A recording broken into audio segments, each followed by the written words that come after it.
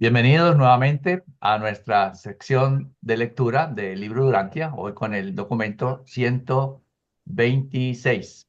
Vamos entonces a poner esta actividad en presencia de nuestro Padre. Por un momento vamos todos a hacerlo, a inclinar nuestro rostro para ello.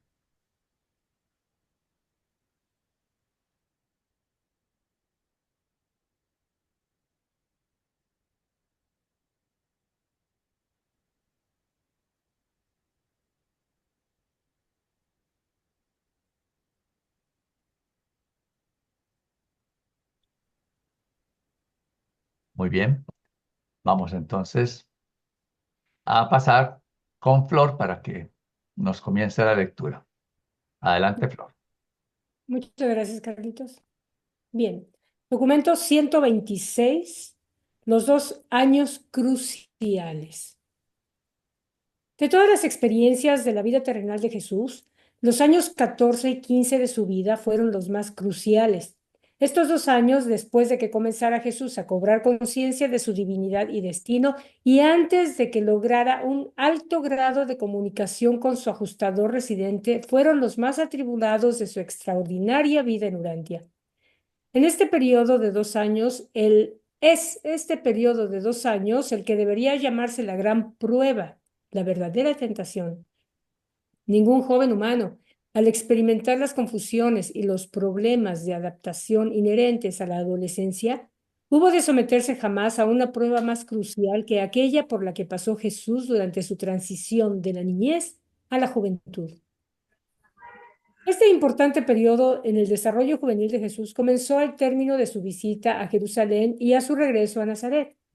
Al principio, María estaba feliz con la idea de haber nuevamente recobrado a su hijo, de que Jesús había vuelto al hogar como hijo obediente, como siempre lo había sido, y que de ahí en adelante sería más receptivo a los planes de ella para su vida futura. Pero no habría de solazarse por mucho tiempo en este sol de ilusión materna y de orgullo familiar no confesado. Muy pronto habría de desilusionarse aún más. Cada vez más el muchacho gozaba en la compañía de su padre. Cada vez más acudía menos a ella con sus problemas. Al mismo tiempo, ambos padres cada vez más tenían dificultades en entender las frecuentes fluctuaciones de Jesús entre los asuntos de este mundo y la contemplación de su relación con los asuntos de su padre. Francamente, no lo comprendían, aunque lo amaban tiernamente. A medida que Jesús crecía, se profundizaban en su corazón la compasión y el amor por el pueblo judío, pero con el paso de los años se fue acentuando en su mente un recto resentimiento por la presencia de los sacerdotes nombrados por razones políticas en el templo del Padre. Jesús tenía un gran respeto por los fariseos, a los fariseos sinceros y a los escribas honestos, pero mucho despreciaba a los fariseos hipócritas y a los teólogos deshonestos y miraba con desdén a todos los líderes religiosos que no eran sinceros. Cuando escudriñaba el liderazgo de Israel, le tentaba a veces contemplar la posibilidad de convertirse en el Mesías que esperaban los judíos, pero no cayó nunca en esa tentación. La crónica de sus hazañas entre los sabios del templo en Jerusalén causó placer en Nazaret, especialmente entre los antiguos maestros de Jesús en la escuela de la sinagoga. Durante un tiempo, las alabanzas andaban en labios de todos. La aldea entera relataba su sabiduría y su conducta ejemplar cuando niño y predecía que estaba destinado a convertirse en un gran líder de Israel. Finalmente saldría de Nazaret de Galilea un maestro verdaderamente superior.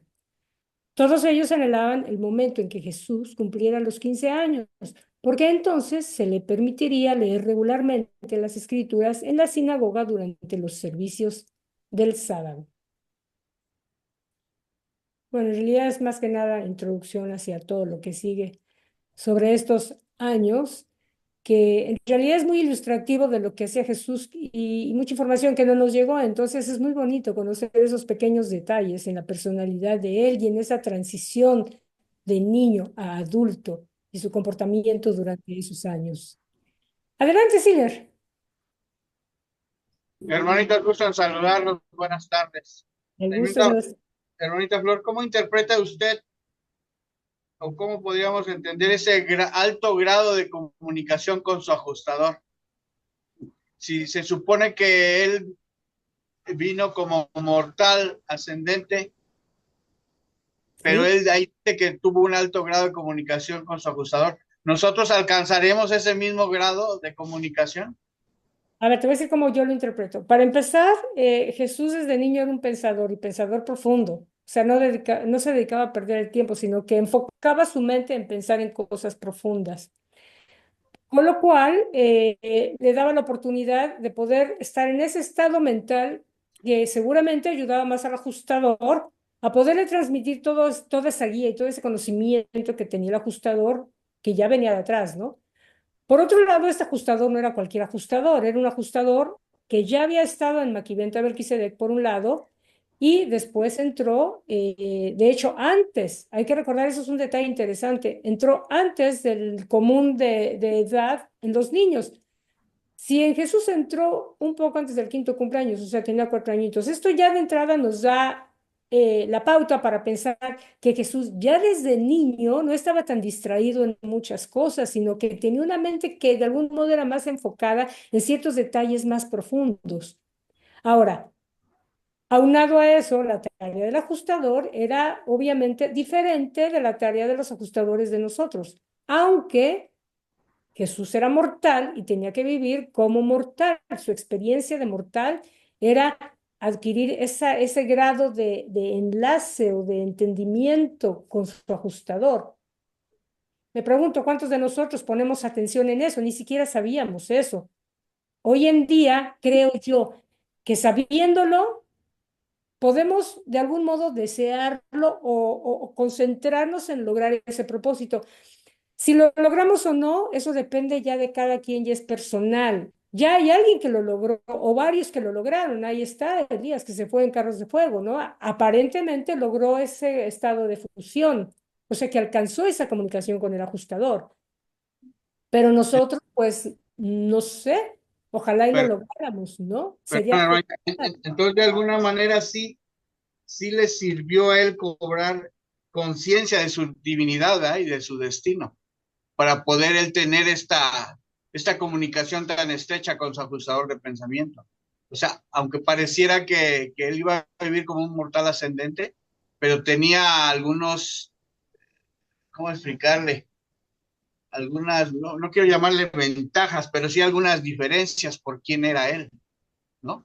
Porque aquí dice, por ejemplo, dice, en 2 años después de que comenzó Jesús a cobrar conciencia de su divinidad y destino. Entonces eso de alguna forma debió haberle ayudado, ¿no? Para tener esa profunda comunicación, porque este, eso es muy interesante, ¿no? Que tenía una comunicación con su ajustador residente. Y Sí, también eso ocasionó que una verdadera ¿qué? Problemática. Ningún joven humano al experimentar las confusiones, imagínense las confusiones y problemas de adaptación inherentes a la adolescencia, pero me imagino por su investidura, no, porque no era cualquier adolescente normal del planeta, ¿no? Entonces, eso hay que tomarlo en cuenta, pienso yo. Gracias. yo lo atribuyo a que era un pensador profundo, no perdía el tiempo con su mente, sabía direccionar y manejar su mente, una.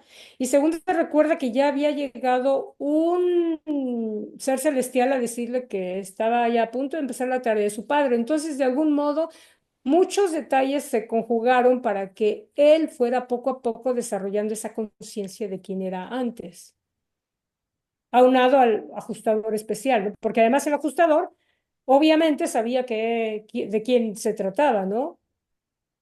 Okay. Muchas Entonces, gracias. obviamente el tipo de ayuda quizá era aún más intensa porque había un propósito diferente de cualquier humano mortal hoy en día, ¿no? O desde que hay. Ujú.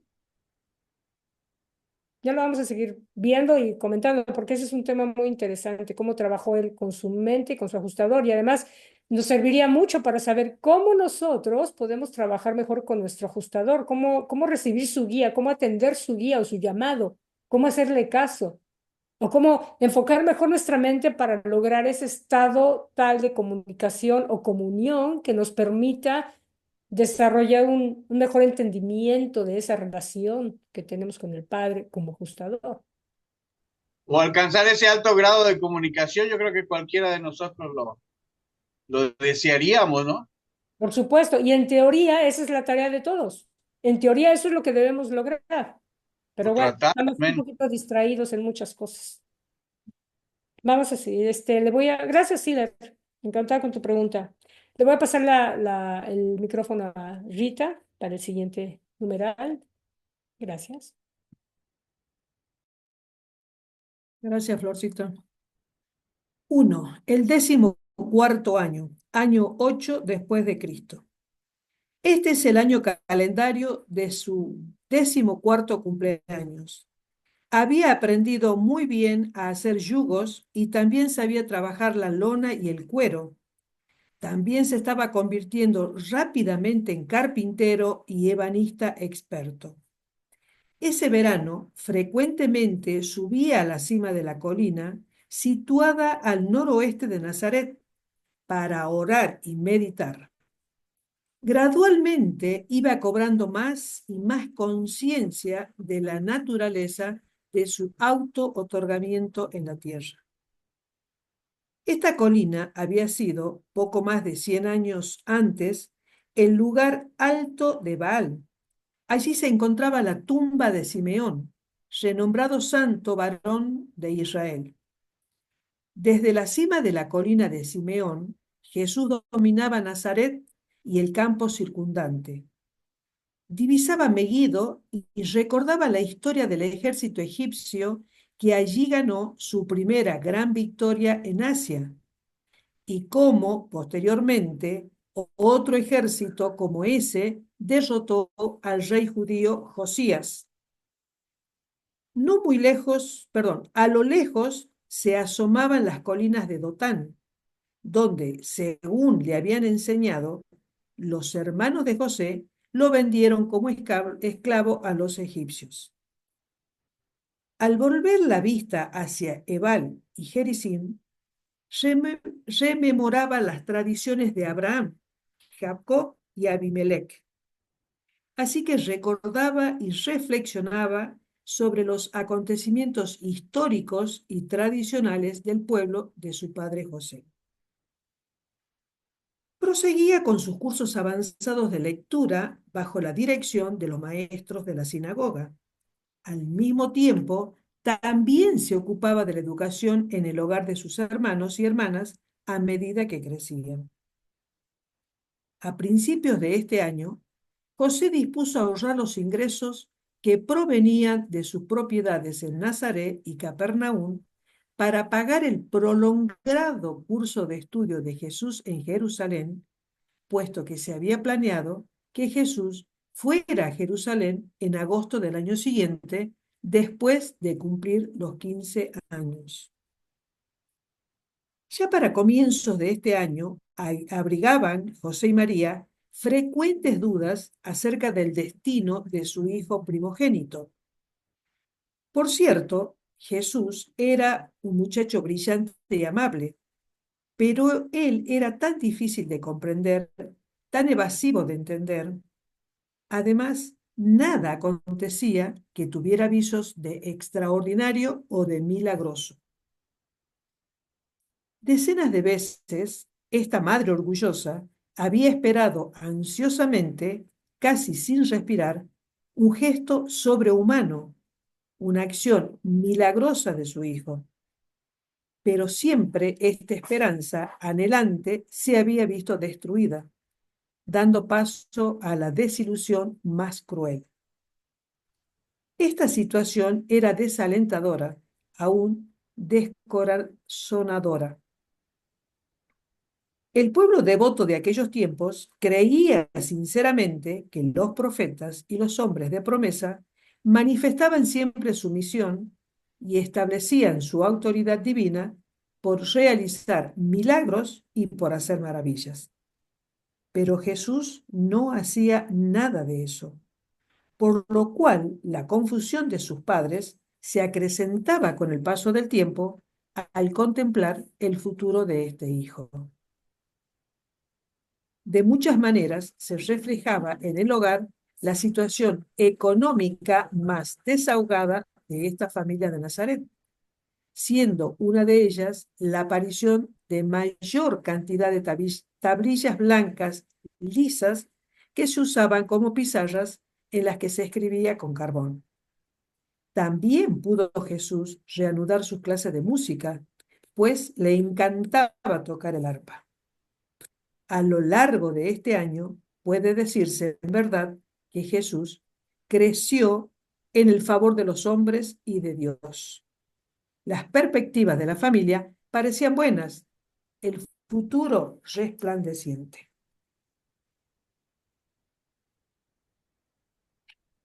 Bien, bastante interesante, ¿no? Y número, vamos empezando a entender algunas cosas de nuestro amado Micael. Bueno, ¿algún comentario? Yo sí, hermanita. Sí, Yo- adelante, Octavio. Fíjese aquí, a mí me llama la atención, no sé a ustedes. Fíjese lo que dice. Dice, pero Jesús no hacía nada de eso, por lo cual la confusión de sus padres se acrecentaba con el paso del tiempo al contemplar el futuro de su hijo. Y fíjese lo que dice arriba. Dice, gradualmente iba cobrando más y más conciencia de la naturaleza de su autor, de su autotorgamiento en la tierra. Entonces, a mí me llama la atención, a lo mejor no era el momento, ¿no? Pero creo que nunca lo hizo. ¿Por qué no decirle, ¿saben qué? Pues mi misión es esta, ¿no? Yo vengo a esto, paso por un proceso de autotorgamiento y eso es lo que yo vengo a mostrar, ¿no? Y por eso es que él se podía conducir de esa manera, porque era un ser especial. Pero me llama mucho la atención si él ya iba teniendo esa conciencia, veía a sus padres confundidos, ¿por qué no? Claro, no, nunca lo voy a saber, ¿no? Pero me pregunto, ¿por qué no de alguna manera decirles cuál era su misión, ¿no? Porque parece que mantuvo esa línea hasta que se fue. Gracias. Pero yo creo que este era el principio. Y él también se sentía profundamente conmovido y confundido. Aparte, los padres tenían otra idea con respecto a cuál era la misión que tenía que cumplir Jesús. Gracias, Octavio. ¿Alguien más? Bien, le doy entonces la palabra a Luisito. Antes de leer la parte que toca del libro Durantia, yo quería leerles algunas teorías acerca de la muerte de José, porque en la Biblia no dice nada, ni en ninguna parte se menciona nada. Algunos de estos santos de la iglesia han dicho sus teorías, que quería nada más para que la tuviéramos de contexto, para que vean lo distinto que es a lo que vamos a oír, ¿no? Dice, por ejemplo, San Epifanio enseñaba que José había muerto poco después de cumplir Jesús 12 años, o sea, no estaba tan lejos, ¿verdad? Es decir, después de aquella peregrinación a Jerusalén, en la que María y él perdieron a Jesús y que después lo encontraron en el templo discutiendo con los doctores de la ley. O sea, estaba más o menos eh, cercano por la fecha. Por otra parte, algunos estudiosos dicen que José habría muerto poco antes de la vida pública de Jesús, pues el Evangelio de Juan, al narrar las bodas de Caná, señala que estaban invitados a la boda María, su madre, pero no dice nada de José. O sea, José no fue invitado. Entonces, por eso supone que ya estaba muerto. Eh, porque él debía haber acompañado a su esposa en esa boda. Pues. Sobre la edad en que murió José, algunos estudiosos consideran que siendo María más joven que él cuando se unieron en matrimonio, eso es lo que se creía, y dado que el promedio de vida de tiempos de Jesús, en los tiempos de Jesús rondaba entre los 45 y 50 años en los hombres, José habría fallecido entre los 45 y 50 a esa edad. Textos alternativos afirman que José falleció producto de una enfermedad cuando Jesús tenía entre 20 y 30 años, pero antes de que comenzara su vida pública, porque en la vida pública José no aparece por ningún lado, por eso se supone que ya estaba muerto. Mencionan que su muerte ocurrió incluso el 20 de julio del año 18 después de Cristo, en Egipto, y que para entonces José tenía más de 100 años. pero esto contradice la versión de la iglesia que dice que José pudo haber fallecido entre los 50 y 60 años. San Bernardino, famoso predicador por los años 1400 después de Cristo, decía que José tuvo una muerte tranquila en la que lo acompañaron María y Jesús. De hecho, lo llamaba patrono de la buena muerte. Sin embargo, otras versiones apuntan a una muerte diferente, como la de la monja María de Jesús Agreda, quien en sus relatos aseguró que José pasó aproximadamente 8 años con dolores y enfermedades antes de fallecer. Pero al momento de su muerte sufrió 24 horas de éxtasis donde dejó de estar postrado, bendijo a María y reconoció a Jesús como hijo de Dios. Ahora vamos a leer como la versión que dice el libro de Urantia sobre lo que sucedió con la muerte de José. La muerte de José. Todo marchaba bien hasta que el fatídico martes 25 de septiembre. Ese día un mensajero proveniente de Séforis, recuerden que José estaba trabajando allá, trajo a esta casa nazarena la trágica noticia de que José, mientras trabajaba en la residencia del gobernador, habría sufrido graves lesiones al desmoronarse una grúa. El mensajero de Séforis caminó a la casa de José, se detuvo en el taller, a la casa de José, se detuvo en el taller donde informó a Jesús del accidente de su padre. Ambos fueron juntos a la casa para llevar la triste nueva a María. Jesús quería ir inmediatamente a ver a su padre, pero María no quiso atender razones, excepto que solo sabía que debía correr a estar junto a su marido. Decidió que iría a Séforis en compañía de Santiago, por entonces de 10 años, mientras que Jesús se quedaría en la casa cuidando de los niños más pequeños hasta su regreso, pues no sabía cuán grave era el estado de José. Pero José murió como consecuencia de sus lesiones antes de la llegada de María. Lo trajeron a Nazaret y al día siguiente se le enterró junto a sus padres. En el preciso momento en que el futuro parecía sonreírles lleno de buenas perspectivas, una mano al parecer cruel había derribado al jefe de esta familia de Nazaret, desgarrando el corazón de este hogar. Los planes para Jesús y para su educación futura quedaron destruidos. Este joven carpintero que acababa de cumplir 14 años despertó a una cruel realidad. No solo tendría que cumplir con el mandato de su Padre Celestial, o sea, revelar la naturaleza divina en la tierra y en la carne, sino que en su joven naturaleza humana debería asumir también la responsabilidad de su madre viuda y de 7 hermanos y hermanas y de la que aún no había nacido.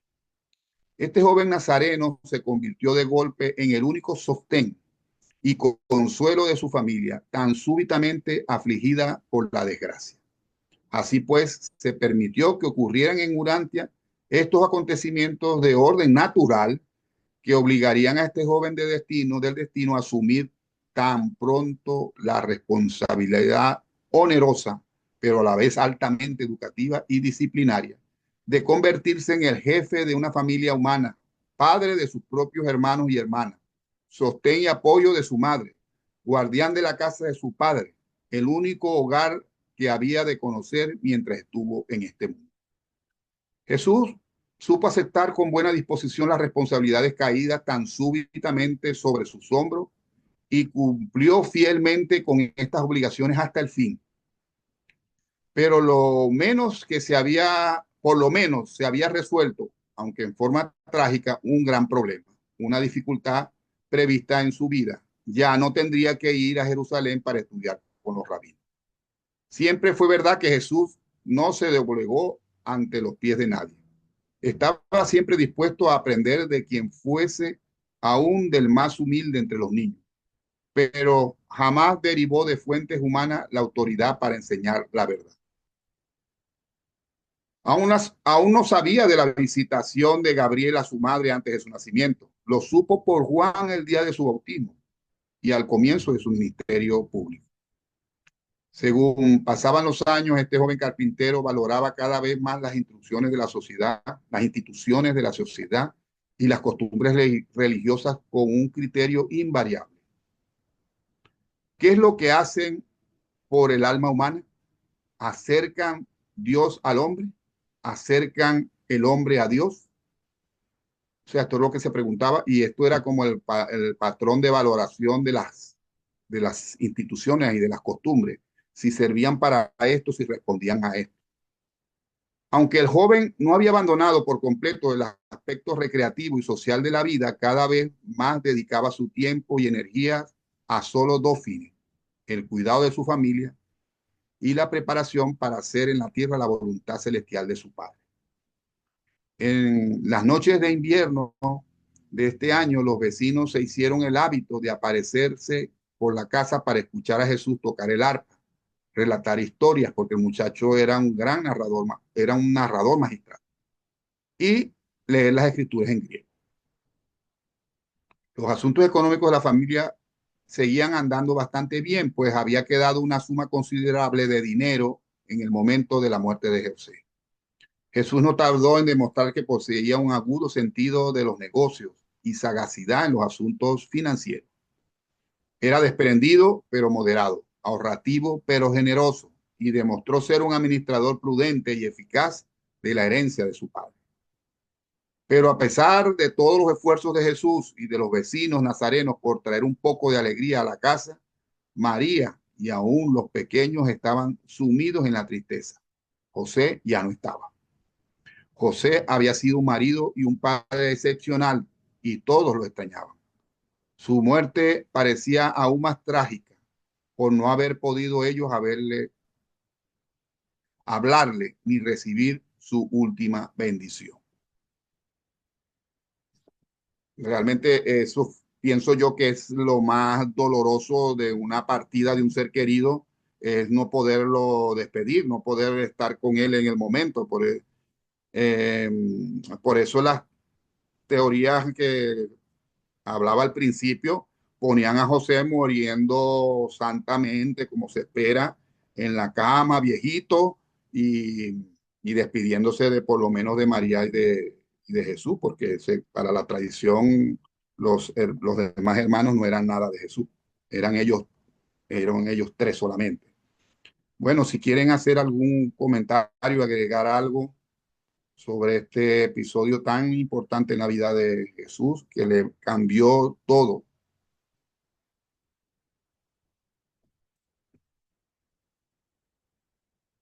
Todo quedó claro. Es interesante ponerse en ese lugar. No es un muchacho, es un prácticamente, bueno, en aquella época se maduraba, pienso yo, más rápido. Aquí un muchacho de 14 años apenas sí sabe relacionarse. O sea, todo lo único que sabe es jugar y jugar videojuegos. Imagínense la responsabilidad de una familia y no de cargar con una madre y solamente, sino con toda esa familia. Pero yo pienso que fue lo que más ayudó a Jesús para poder luego él entender el sufrimiento, el dolor, la tristeza, que era, pienso yo, lo que le hacía más tener empatía por la gente, ver el sufrimiento de las personas, ¿no? Y esto para él fue una escuela en vida con su propia familia, poder no solamente sostenerlos, es que había que consolarlos también. Es un trabajo muy doble, o sea, no es solamente el proveerlos materialmente, es que había que proveerlos emocionalmente y, y todos los días. Yo recuerdo cuando murió mi esposa, a mí me tomó 2 años recuperarme, y eso que yo me volví a casar muy rápido, y me tomó mucho tiempo recuperarme, o sea, emocionalmente. Imagínate tú tener que recuperarte tú y a todos tus hermanos y a tu madre. Bueno, si no tienen algún otro comentario, quieren agregar algo al respecto, lo dejo entonces con Rita, que continúa con el otro numeral. Gracias, Luisito. 3. El 15º año, año 9 después de Cristo. A mediados de este 15º año, estamos computando el tiempo según el calendario del siglo XX, no de acuerdo con el calendario judío. Jesús había tomado firmemente en sus manos la administración de los asuntos de su familia. Antes de finalizar el año, ya casi habían desaparecido los ahorros de la familia y tuvo que enfrentarse, pues, con la necesidad de vender una de las casas de Nazaret que José y su vecino Jacobo poseían en sociedad. En la noche del miércoles 17 de abril del año 9 después de Cristo, nació Ruth, la más pequeña de la familia. Jesús hizo todo lo que pudo por tomar el lugar de su padre, siendo el sostén y consuelo de su madre en estos momentos particularmente difíciles y colmados de tristeza. Durante casi 20 años, hasta que comenzó su ministerio público, ningún padre pudo haber amado y educado a su hija más afectuosa y fielmente de lo que Jesús cuidó a la pequeña Ruth. Fue un padre igualmente bueno para con los demás miembros de la familia. Durante este año compuso Jesús la oración que posteriormente enseñaría a sus apóstoles y que muchos conocen como el Padre Nuestro. En cierto modo, esta oración fue una evolución del altar familiar, pues tenían ellos muchas fórmulas de alabar y varias oraciones formales. Después de la muerte de su padre, Jesús intentó enseñar a los niños mayores que podían expresarse individualmente en sus oraciones, así como le gustaba a él hacerlo, pero no alcanzaban a entender su pensamiento e invariablemente volvían a caer en la repetición de las oraciones aprendidas de memoria. Para estimular a los mayores entre sus hermanos y hermanas a que se expresaran espontáneamente en sus rezos, Jesús trataba de mostrarles el camino con palabras y frases sugeridas, de manera tal que, sin intención alguna por su parte, resultó que todos ellos utilizaban oraciones basadas casi enteramente en lo que Jesús les había sugerido. Finalmente, Jesús renunció a la idea de que cada uno de los miembros de su familia formulara sus oraciones espontáneas.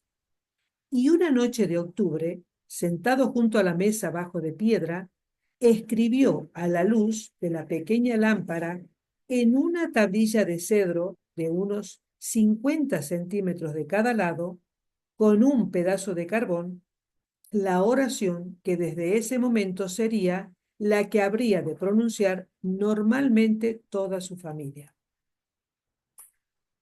Durante este año, Jesús estuvo atormentado por pensamientos confusos. La responsabilidad familiar le había quitado por el momento toda intención de dedicarse de inmediato a los asuntos de su padre, según se le había mandado durante la visitación que ocurriera en Jerusalén. Con justicia, Jesús razonaba que el cuidado de la familia de su padre terrenal tenía prioridad sobre todos los demás deberes, que mantener a su familia debía ser su primera obligación. En el curso de este año halló Jesús en el llamado Libro de Enoc un pasaje que le sugirió la adopción futura del término Hijo del Hombre para designar su misión auto-otorgadora en Urantia.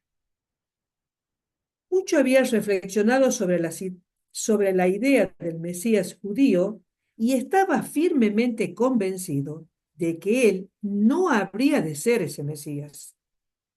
Anhelaba ayudar al pueblo de su padre, pero no pensó nunca en conducir a los ejércitos judíos para derrocar la dominación extranjera en Palestina. Sabía que jamás ocuparía el trono de David en Jerusalén. Tampoco creía Jesús que su misión de libertador espiritual o de maestro de los valores morales se limitara únicamente al pueblo judío. Por eso su misión de vida no podía ser de ninguna manera el cumplimiento de los intensos anhelos y de las presuntas profecías mesiánicas de las escrituras hebreas. Por lo menos, no de la manera en que comprendían los judíos estas predicciones de los profetas. Asimismo, estaba seguro de que nunca habría de aparecer como el Hijo del Hombre descrito por el profeta Daniel. Pero cuando le llegara la hora de salir al mundo para desarrollar su misión de Maestro Universal, ¿cómo se llamaría a sí mismo? ¿De qué manera definiría su misión? ¿Por qué nombre lo llamarían las multitudes que acabarían por creer en sus enseñanzas?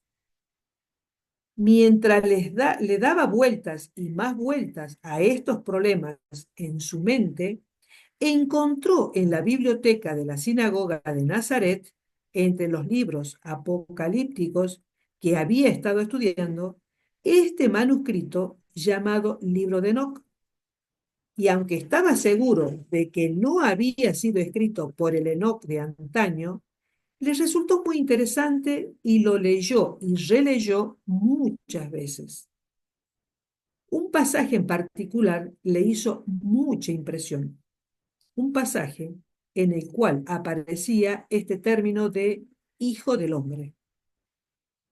El autor del llamado Libro de Enoc hablaba del Hijo del Hombre, describiendo la obra que habría de hacer en la tierra y explicando que este Hijo del Hombre, antes de descender a esta tierra para salvar a la humanidad, había caminado por los atrios de la gloria celestial junto a su Padre, el Padre de todos, y que le había dado la espalda a la majestad y la gloria para descender a la tierra con el fin de proclamar la salvación a los mortales necesitados. Según Jesús leía estos pasajes, sabiendo muy bien que gran parte del misticismo oriental, entremezclado con esas enseñanzas, era falso, sintió en su corazón y reconoció en su mente que de todas las predicciones mesiánicas de las escrituras hebreas y de todas las teorías acerca del libertador judío, ninguna estaba tan cerca de la verdad como este relato escondido en las páginas del libro de Enoc, solo parcialmente acreditado. Allí mismo y en ese mismo momento decidió pues que adoptaría el nombre de Hijo del Hombre como título inaugural de su misión, cosa que efectivamente hizo más adelante al comenzar su ministerio público. Jesús tenía una capacidad infalible para reconocer la verdad y nunca dudó en abrazarla, sin importar de qué fuente pareciera emanar. Por esta época ya había decidido mucho acerca de su obra futura para el mundo, pero nada dijo de estos asuntos a su madre, que seguía aferrándose a la idea de que él sería el Mesías judío. La gran confusión de la época juvenil de Jesús volvió a surgir en estos momentos. Habiendo definido en cierto modo la naturaleza de su misión en la tierra, ocuparse de los asuntos de su Padre, revelar para toda la humanidad la naturaleza amorosa de su Padre. Nuevamente se puso a discurrir las muchas declaraciones de las Escrituras que se referían a la venida de un libertador nacional, un maestro o un rey judío. ¿A qué acontecimientos se referían estas profecías? ¿Acaso no era él judío? ¿Lo era o no lo era? ¿Era o no? ¿Era él de la casa de David? Perdón, ¿era o no era él de la casa de David?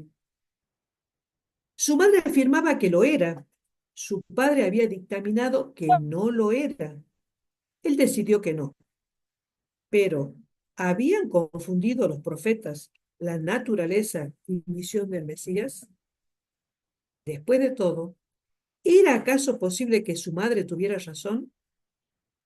En la mayoría de los casos, cuando habían surgido diferencias de opinión en el pasado, ella había tenido razón. Si es cierto que él sería un nuevo maestro y no el Mesías, ¿cómo haría para reconocer al Mesías judío si apareciese éste en Jerusalén durante el tiempo de su misión terrestre?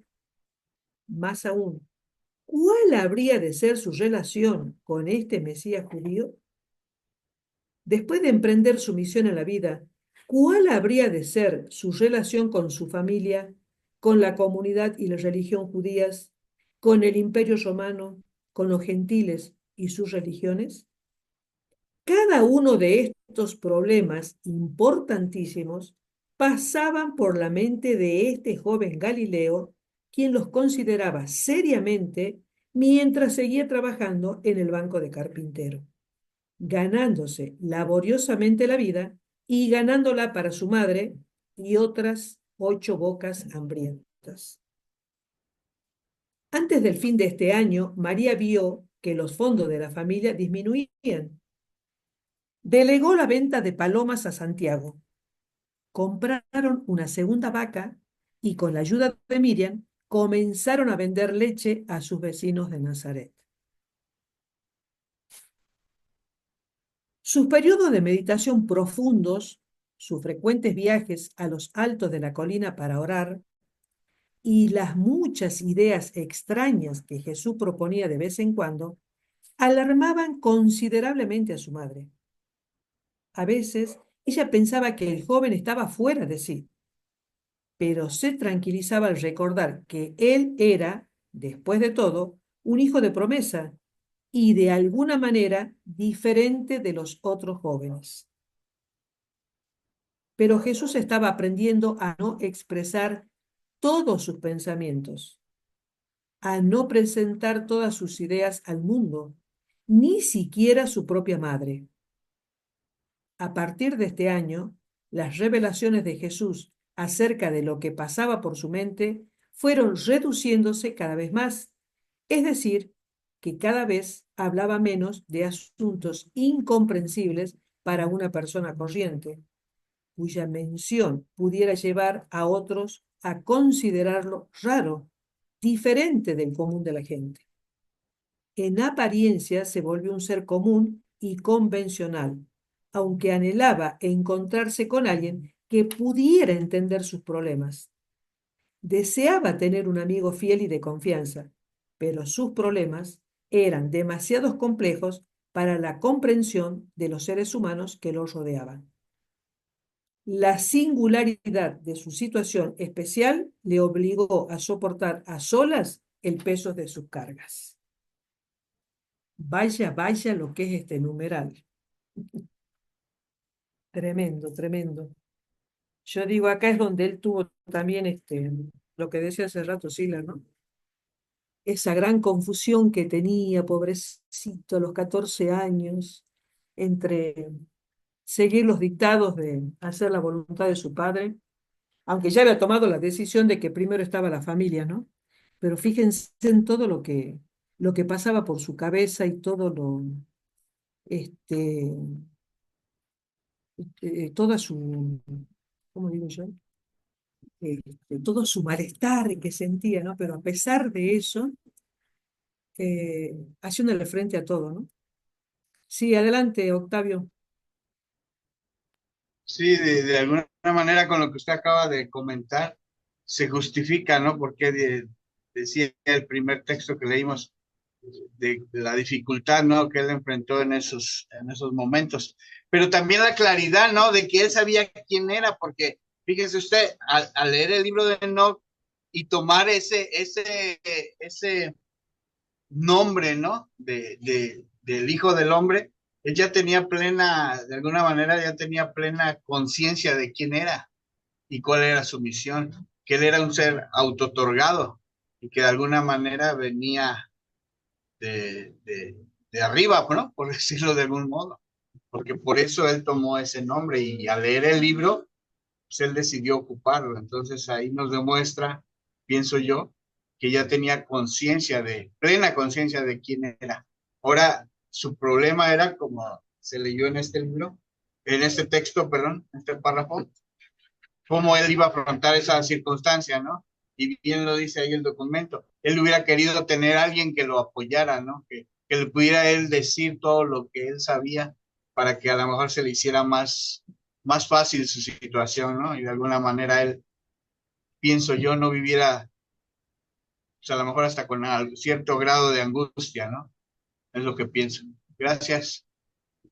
Sí, pero yo también pienso de que no debemos perder de vista de que él, una de las cosas que él también debía cumplir es ser un mortal más, digamos, un ser humano más, a pesar de que él sabía o estaba descubriendo toda su divinidad y él tenía que seguir afrontando, digamos, lo que afronta cualquier persona humana. Entonces, para mí ese es donde estaba el quid de la cuestión, ¿no? Esa ambigüedad que él sentía por un lado como humano, por otro lado como un ser divino, este, y que bueno, que en estos momentos, dadas las circunstancias de la muerte de su papá, no le quedó otra que de ponerse en manos del Padre y pedir la guía del Padre y hacer la voluntad del Padre, pero por sobre todas las cosas, dedicarse a su familia, digamos, ser el padre del hogar, ¿no? Es lo que yo siento, lo que pienso. ¿Alguien más tiene algo para Sí, aportar? sí, y Sí, aquí explica la pregunta que hacía Octavio al principio, que por qué él viendo a sus padres que no se entendían y los veía con esa angustia, porque él no les explicaba abiertamente lo que él ya iba descubriendo. Y en esta parte, en este número, se ve claramente que era inútil. O sea, si él se ponía a explicar de eso, y lo quedaban, ahí dice, lo tomaban como loco, como raro. O sea, imagínate tú a un hijo tuyo ahorita de que te empiece a decir cosas así, que él es hijo de Dios o que él habla con Dios o cosas así te lo haya dicho un ángel, como se lo dijo a María, era prácticamente imposible para, ya quedaba solamente María, entender lo que ese muchacho podía decir, lo que él podía decirle. Entonces, pobrecito, no le quedó más remedio que llevar todo eso solo. O sea, porque prácticamente los que tenían que haberlo apoyado y acompañado y sostenido a él debió haber sido su familia y prácticamente con la familia era quien más le costó poder hablar abiertamente sin problema.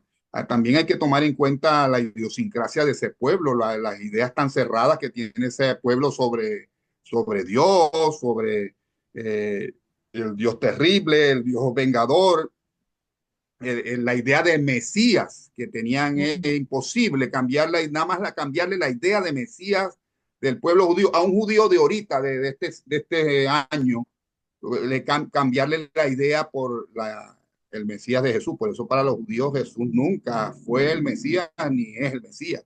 Ellos siguen esperándolo. Era tan difícil, imposible prácticamente, que él simplemente no le quedó más remedio. gracias, Luis. ¿Alguien más? ¿Algún otro comentario? Bueno, todo tuyo, Luisito.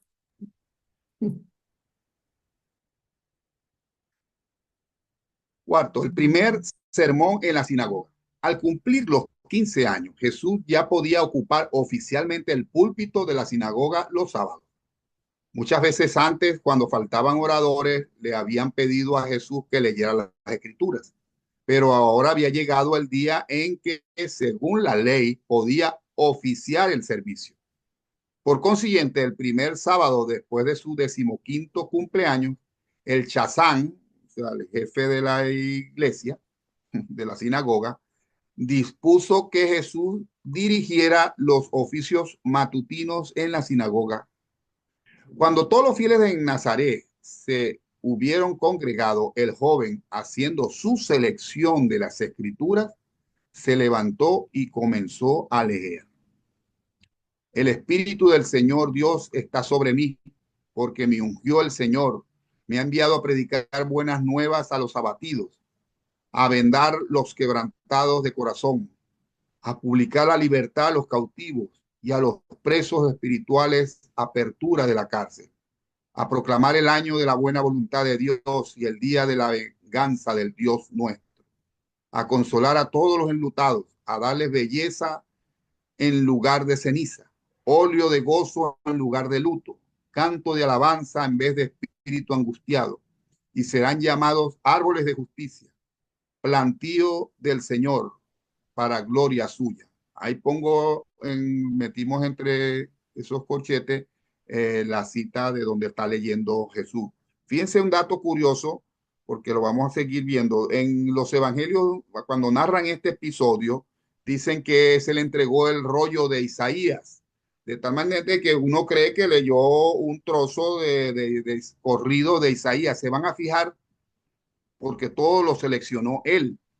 Dice allá arriba, él haciendo su selección de las escrituras, se levantó y comenzó a leer. O sea, él seleccionó esos textos y los fue buscando de un lado a otro, lo que da a entender la pericia y que ya tenía ese muchacho del manejo de las escrituras.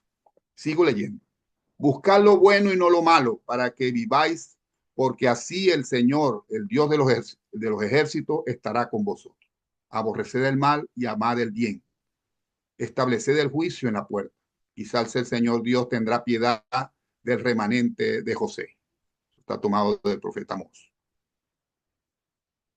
Levantaos y limpiaos, quitad la iniquidad de vuestras obras de delante de mis ojos. Dejad de hacer lo malo y aprended a hacer el bien. Buscad el juicio, restituid al agraviado, haced justicia al huérfano, amparad a la viuda. De Isaías, otra vez. ¿Con qué me presentaré el Señor a inclinarme ante el Señor de toda la tierra? ¿Me presentaré ante Él con holocausto, con becerros de un año? ¿Se agradará el Señor de millares de carneros, decenas de millares de ovejas o con ríos de aceite? ¿Daré mi primogénito por mi rebelión, el fruto de mis entrañas por el pecado de mi alma? No, porque el Señor nos ha mostrado, oh hombre, lo que es bueno. ¿Y qué dice? ¿Y qué pide el Señor de ti? Solamente hacer justicia, amar misericordia y caminar humildemente con tu Dios. De Miqueas. ¿A quién pues haréis semejante a Dios que está sentado sobre el círculo de la tierra? Levantad en alto vuestros ojos y mirad quién creó todos estos mundos. ¿Quién saca y cuenta su ejército? A todos llama por su nombre. Él hace todas estas cosas por la grandeza de su poder, y porque es poderoso, ninguno le faltará. Él da esfuerzo al cansado y multiplica las fuerzas al que no tiene ningunas. No temas, porque yo estoy contigo. No desmayes, porque yo soy tu Dios. Te esfuerzo y te ayudaré. Sí, te sustentaré con la diestra de mi justicia, porque yo soy el Señor tu Dios.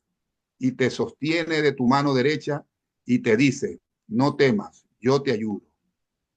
De Isaías. Y vosotros sois mis testigos, dice el Señor, y mi siervo que yo escogí, para que me conozcáis y creáis en mí y entendáis que yo soy el Eterno. Solo yo soy el Señor, y fuera de mí no hay quien salve. De Isaías. Después de leer, así se sentó, y la gente se fue a su casa discurriendo las palabras que con tanto donaire les había leído. Nunca le habían visto los de su pueblo tan magníficamente solemne.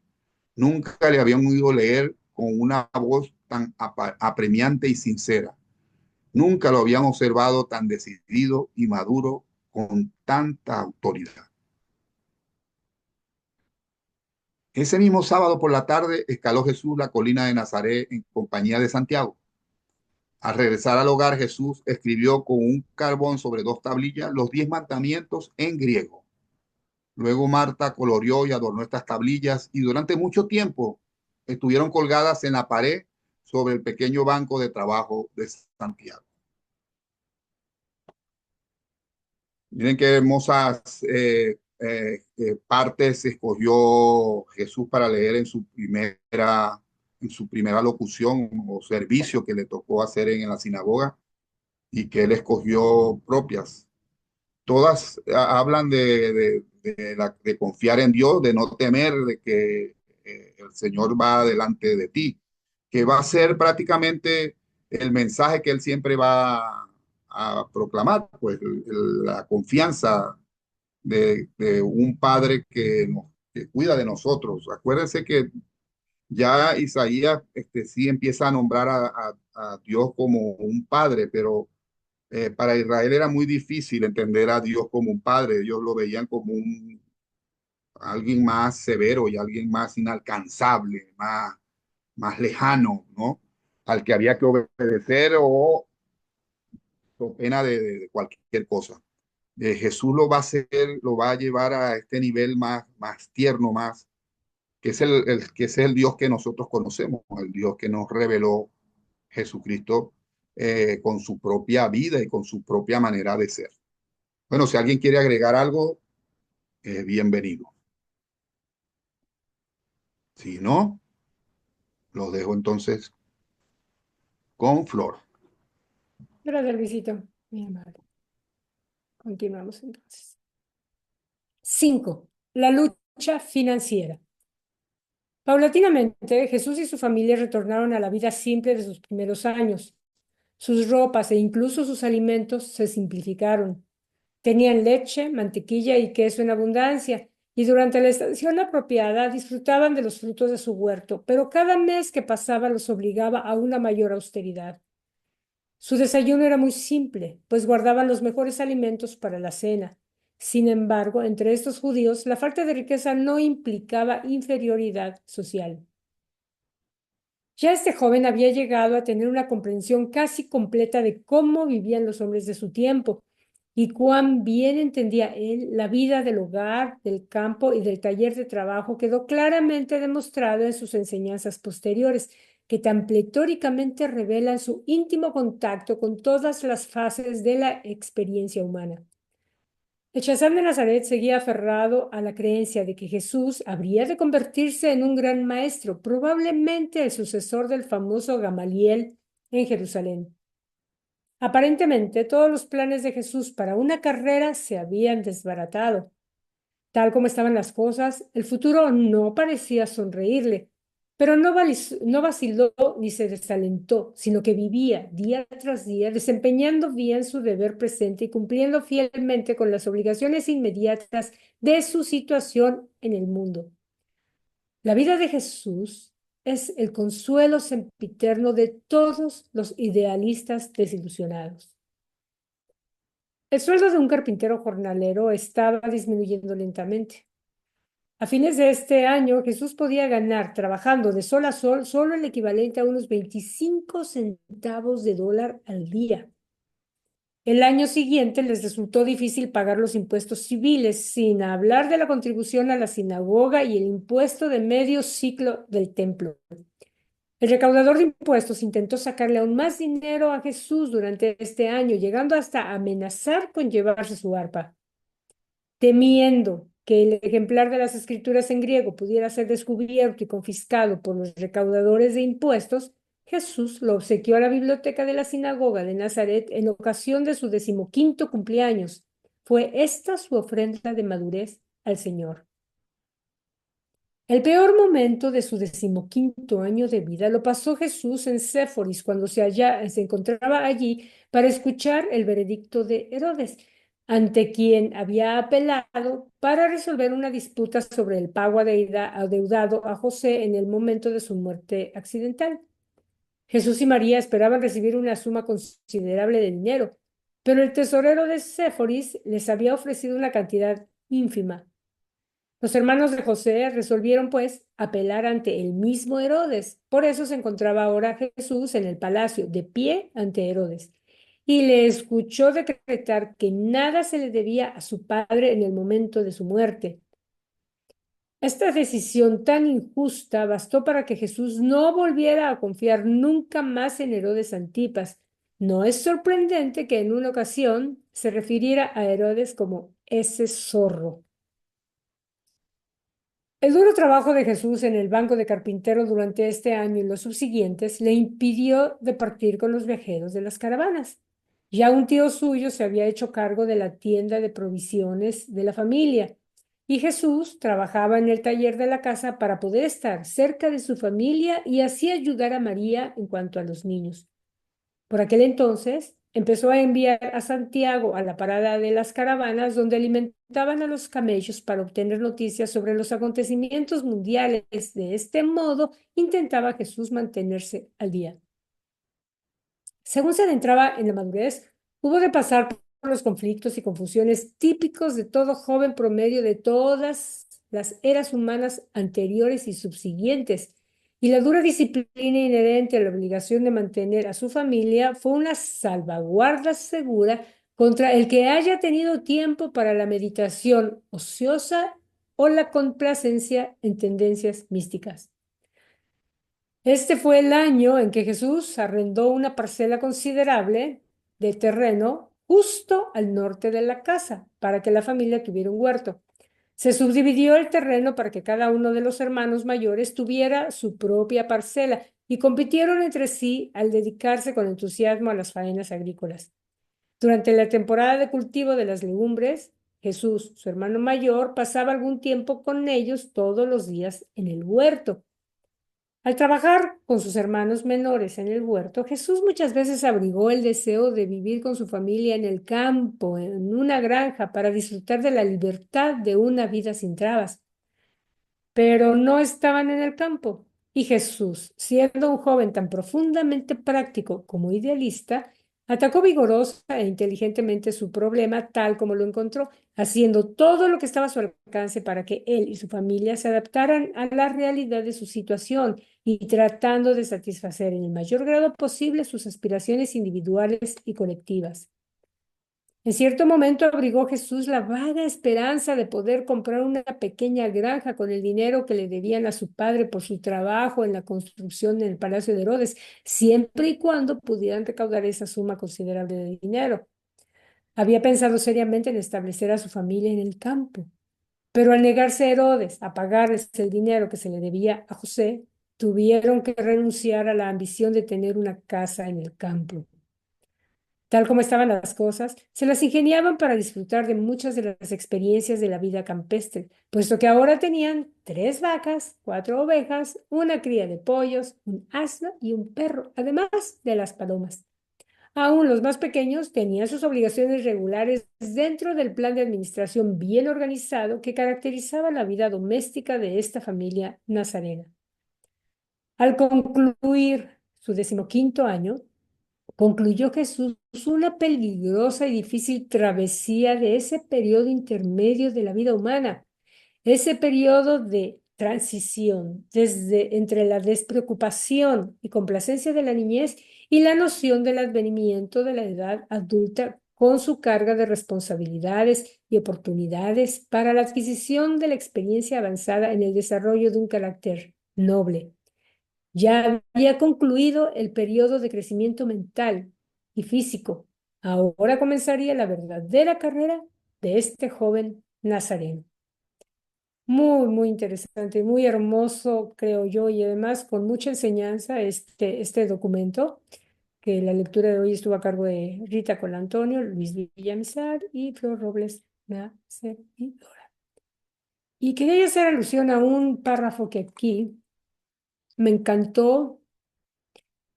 Miren lo que dice aquí, dice, según se entraba a la madurez, hubo de pasar por conflictos y confusiones típicos de todo joven promedio. O sea, aún siendo él y con su divinidad, en descubrimiento se enfrentó a todo eso. Y miren, el valor que le da a la familia y a la dedicación a la familia, dice, y la dura disciplina inherente a la obligación de mantener a su familia, fue una salvaguarda segura contra el que haya tenido tiempo para la meditación ociosa o la complacencia en tendencias místicas. Esto me lleva, por ejemplo, a pensar un poco en muchos jóvenes de hoy que no tienen esa responsabilidad de hacerse cargo de su familia o ese grado de compromiso. Y sí, pueden dedicar mucho de su tiempo a un cierto grado de complacencia ociosa. Y ahí está Luisito hace rato comentándonos, ¿no? Muchos jóvenes que ahora se dedican a jugar jueguitos. O sea, ese es un tipo de ocio que, claro, al no tener una responsabilidad que los obligue a enfrentarse a esas dificultades, bueno, ¿qué hay que hacer? Pues pasarla bien, ¿no? De modo cómodo. Entonces, ahí hay una enseñanza en él, en esto que vivió él a esa edad, muy temprana edad, para ese tipo de responsabilidades.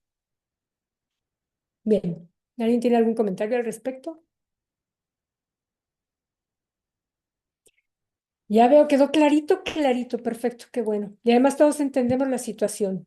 Excelente. Entonces, como no hay comentarios y como ya todos entendimos todo a la perfección, pero segurito que se van a quedar con algo en la mente para pensarlo después. Pero mientras, le voy a pasar la palabra a Carlitos para que despida nuestra sesión. Gracias, Flor. Gracias a todos por su presencia, su asistencia. Eh, y bueno, ya el próximo jueves será el documento 127, que se titula Los años de la adolescencia, los años de su adolescencia o algo así.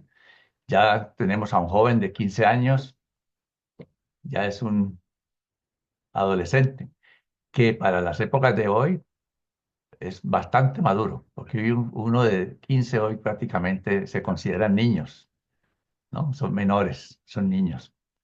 Pero para Jesús en ese entonces, con 15 años, prácticamente era un adulto con gran responsabilidad y sobre todo, así no hubiera muerto José y no hubiera pasado nada de lo que pasó, su mente, una mente muy, muy madura, enfocado en pensamientos, en lo que hay que hacer.